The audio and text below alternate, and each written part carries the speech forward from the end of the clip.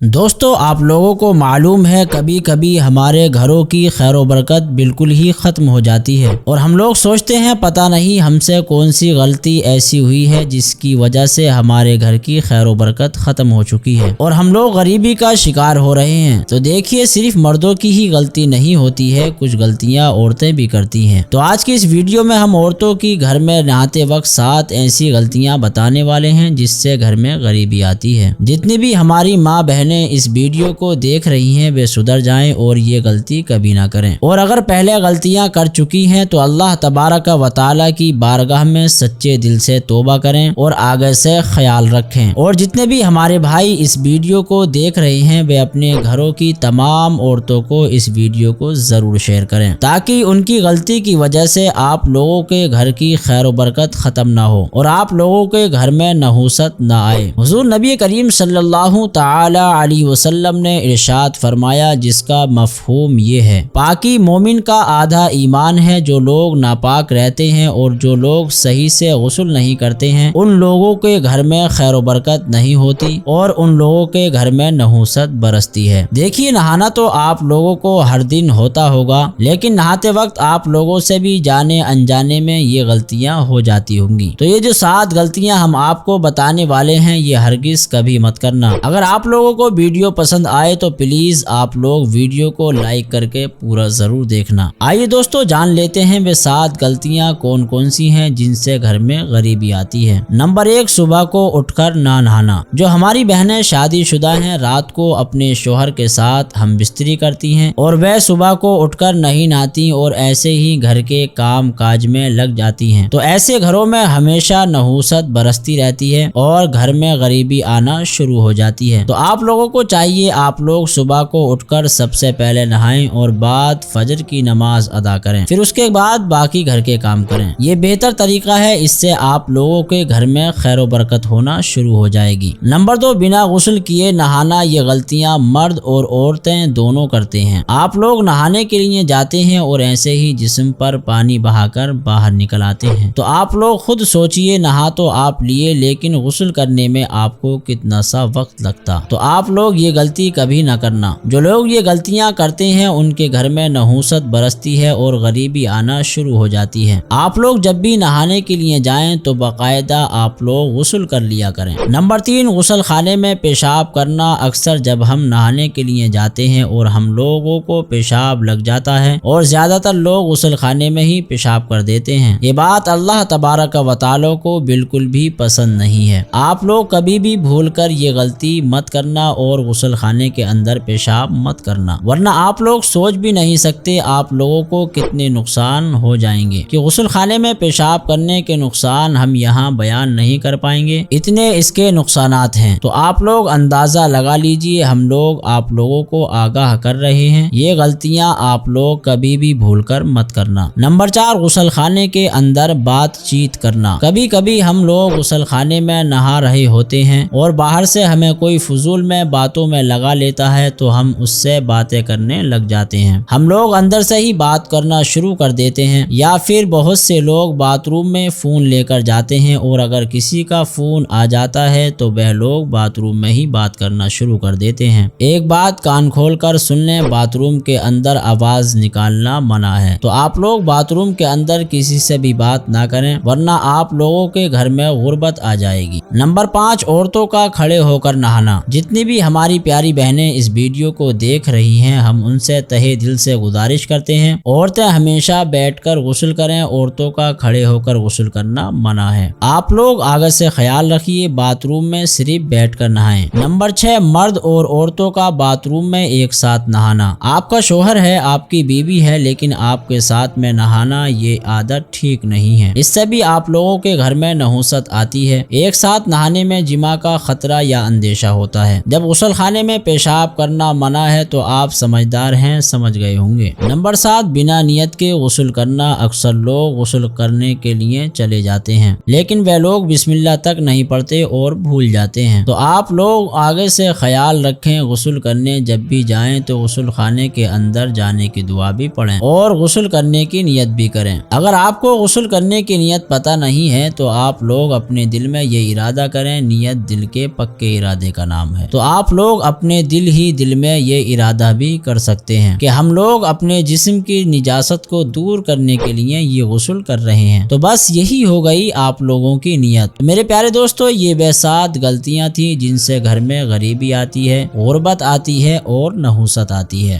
اگر آپ کے گھر میں بھی یہ کام ہوتے ہیں تو آپ لوگ اپنے آپ کو بھی سدھاریے اور اپنے گھر کے لوگوں کو بھی بتائیے کہ یہ 7 غلطیاں نہ کریں۔ ایسا کرنے سے گھر میں ہمیشہ غریبی بنی رہے گی۔ پیارے دوستو، اب ہم آپ کو بتاتے ہیں 7 گھروں میں اللہ رب العزت کی لعنت ہوتی ہے۔ تو وہ 7 گھر کون سے ہیں، ہم آپ کو یہ بھی بتاتے ہیں۔ نمبر 1، رات کو کھانے کے برتن صاف نہ کرنا۔ دوستو، بہت سے گھروں میں اکثر یہ بات دھیان نہیں دی جاتی ہے کہ رات کے جو برتن ہوتے ہیں وہ ایسے ہی بنا دھوئے گھر میں رکھ دیے جاتے ہیں اور کہتے ہیں ہم صبح دھو لیں گے، حالانکہ ایسا کرنے سے گھر کی برکت چلی جاتی ہے اور اللہ کی لعنت ہوتی ہے اس گھر میں۔ نمبر 2، جنابت کی حالت میں کھانا کھانے سے۔ دوستو، ناپاکی کی حالت میں کھانا کھانا ٹھیک نہیں ہے۔ ناپاکی کی حالت میں اس وقت کھا سکتے ہیں جب سحری کا وقت ختم ہونے والا ہو۔ جن گھروں میں لوگ ناپاکی کی حالت میں کھانا کھاتے ہیں تو ایسے گھروں میں بے برکتی ہوتی ہے۔ جن گھروں میں لوگ ناپاکی کی حالت میں کھانا کھاتے ہیں تو ایسے گھروں میں بھی برکت نہیں ہوتی ہے۔ نمبر 3، والدین کا ادب نہ کرنا۔ دوستو، والدین کا ادب، جس گھر میں والدین سے بدتمیزی کی جاتی ہے تو ایسے گھروں میں اللہ تبارک و تعالی کی لعنت ہوتی ہے اور ایسے گھر میں برکت نہیں ہوتی۔ نمبر 4، کھڑے ہو کر پیشاب کرنے سے۔ دوستو، جو لوگ کھڑے ہو کر پیشاب کرتے ہیں ان کے گھر سے برکت چلی جاتی ہے اور ان کے گھر میں تنگ دستی آنا شروع ہو جاتی ہے، اس لیے کھڑے ہو کر پیشاب ہرگز کبھی نہ کرنا۔ نمبر 5، گھر کے جالوں کو صاف نہیں کرنے سے۔ دوستو، گھر کے جالے صاف نہ کرنا تو یہ بھی تنگ دستی کی ایک علامت ہے۔ بعض لوگ مکڑی وغیرہ کے جالے صاف نہیں کرتے اور کہتے ہیں مکڑی کو مارنا ٹھیک نہیں ہے، لیکن پیارے دوستو، کم از کم اپنے گھر کے مکڑی کے جالے کو تو صاف آپ لوگ کر ہی سکتے ہیں۔ نمبر 6، فجر کی نماز پڑھ کر فوراً سو جانا۔ دوستو، جو لوگ فجر کی نماز پڑھ کر فوراً سو جاتے ہیں تو اللہ تبارک و تعالی ان گھروں سے خیر و برکت کو اٹھا لیا کرتا ہے اور ایسے گھروں میں تنگ دستی آنا شروع ہو جاتی ہے اور ایسے گھروں میں بے برکتی ہونا شروع ہو جاتی ہے۔ تو آپ ذرا سوچئے، فجر کی نماز پڑھ کر سو جانے سے برکت ختم ہوتی ہے تو جو لوگ فجر کی نماز ہی نہیں پڑھتے ان کے گھر میں بھلا خیر و برکت کہاں سے ہو۔ تو فجر کی نماز ضرور پڑھنا چاہیے، فجر ہی کیا 5 وقت کی نماز کی پابندی ضرور کریں۔ نمبر 7، 40 دن سے زیادہ زیر ناف کے بال صاف نہ کرنے سے۔ دوستو، غیر ضروری بال اور ناخون کو نکالنا چاہیے، اگر یہ نہیں کیا تو اس سے گھر میں تنگ دستی آتی ہے۔ پیارے دوستو، آج کی ویڈیو میں بس اتنا ہی تھا۔ ویڈیو آپ کو پسند آئے تو اس ویڈیو کو لائک کریں اور اپنے دوستوں کے ساتھ ضرور شیئر کریں، اور اگر ہمارے اس چینل پر آپ پہلی بار آئے ہیں تو ہمارے چینل کو ضرور سبسکرائب کریں اور ساتھ میں بیل آئیکن کے بٹن کو ضرور دبائیں۔ ملتے ہیں اگلی نئی ویڈیو میں، تب تک کے لیے اللہ حافظ۔